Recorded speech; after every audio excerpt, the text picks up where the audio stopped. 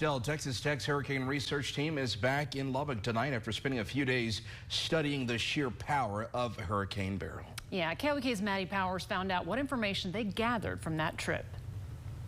Matt and Terry, this is the team's 40th deployment since it began in 1998. This deployment towards Hurricane Beryl lasted a total of 5 days, and the team collected data on multiple factors of the storm. And use that data to predict kind of future forecasts and help improve those forecasts for future hurricanes. This was Natalie Trout's second deployment with the Texas Tech Hurricane Research Team. My last hurricane is that kind of being closer to the front edge of it. This one time we were on the barrier islands and learning kind of more the power of the storm surge as well. Like they've done before, Trout and a team of 8 traveled to southeast Texas, collecting data from Hurricane Beryl as it made landfall.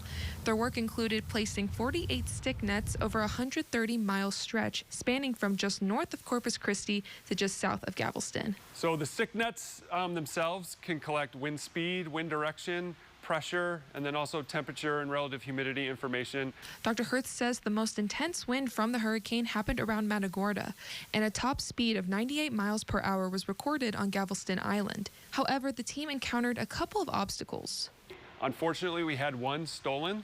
That was the first that's ever happened in the history of our program. We had a couple platforms. One was deployed on a sand dune that during the storm, the water eroded the dune out from under it, so it collapsed. But otherwise, the majority of the fleet performed perfectly.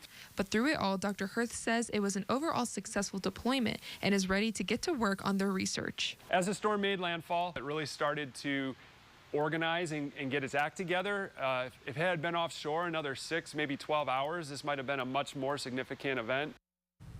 The team is still working on organizing all of the data they collected and getting it into their databases. They plan to finish with that in a few weeks.